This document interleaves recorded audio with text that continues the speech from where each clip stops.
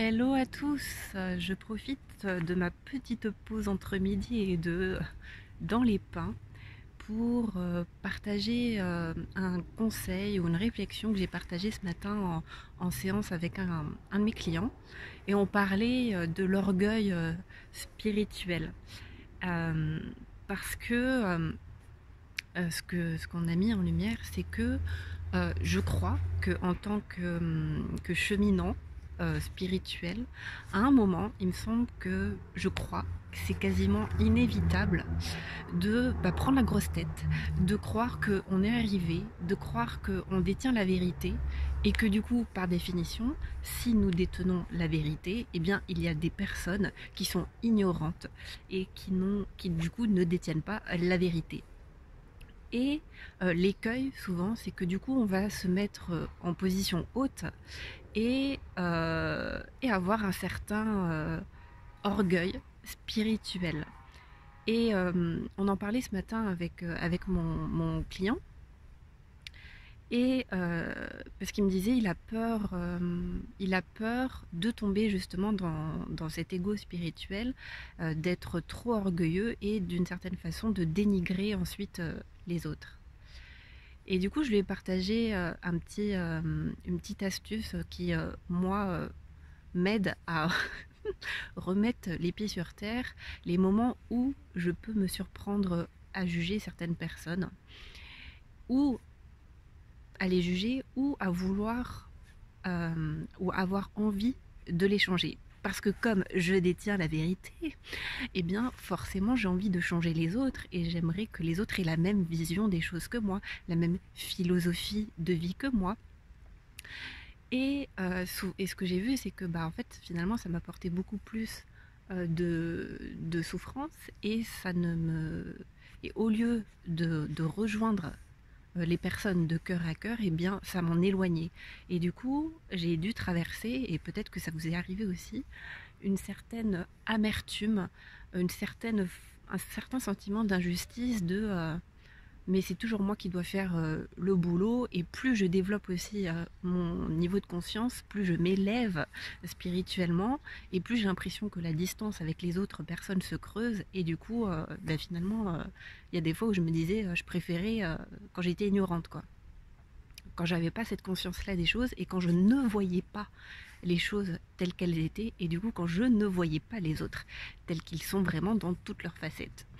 Et à un moment, j'avais plutôt tendance à focaliser sur la facette pas très très sexy des gens et j'avais tendance à ne voir que ce qui n'allait pas chez eux, que leur travers, que leur zone d'ombre et c'était très très inconfortable pour moi. Du coup, moi ce qui m'a aidé et ce qui m'aide encore dans ces moments-là, et c'est ce que j'ai partagé à mon client ce matin, c'est de lui dire, enfin c'est de trouver en fait, de se poser la question dans chaque situation et dans chaque personne. Trouve ce qu'elle a à t'enseigner. Trouve le maître dans chaque situation et dans chaque personne.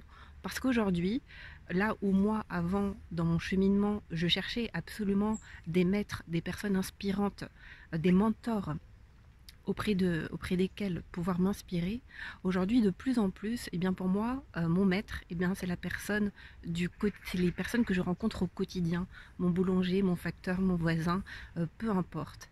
Et ben voilà, en parlant de voisins, justement, pour donner un exemple concret, mon voisin, comment dire, a des conversations très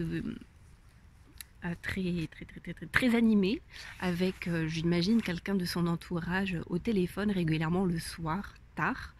Et chez moi, c'est pas très très bien isolé et donc je profite des conversations très très animées. Et, euh, et forcément, première action, je m'énerve, je me dis ah, c'est pas possible de gueuler à cette heure-ci, il peut pas se la fermer, etc. Et puis je me suis dit en quoi cette situation et en quoi mon voisin pourrait être un maître pour moi, qu'est-ce qu'il vient m'enseigner. Eh bien, en tout cas, il y a plein de façons de voir les choses ou plein de façons d'interpréter.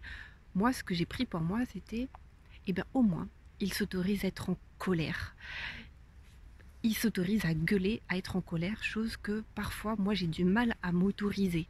parce que comme je suis spirituelle, eh bien des fois j'ai du mal à m'autoriser moi à m'énerver, à gueuler et à me mettre en colère. Et du coup je me suis dit mais au moins lui il exprime ses émotions et au moins il est authentique dans sa colère. Voilà, bon c'était une petite anecdote comme ça, un petit partage d'expérience, mais ce que je disais du coup ce matin à mon client c'est si tu as peur d'être orgueilleux, si tu as peur de prendre la grosse tête, et c'est pas peur, c'est en fait ce qui s'est passé, c'est que il voyait que finalement, en se positionnant, en sachant et en enseignant spirituel, eh bien, il s'éloignait des autres personnes, et du coup, ça générait des conflits. Du coup, voilà, l'astuce que je lui ai proposée, c'est de chercher dans chaque personne et dans chaque situation en quoi cette personne est un maître pour toi, qu'est-ce qu'elle vient t'enseigner et qu'est-ce que tu peux apprendre d'elle. Voilà, donc c'était ce que j'avais envie de partager avec vous aujourd'hui.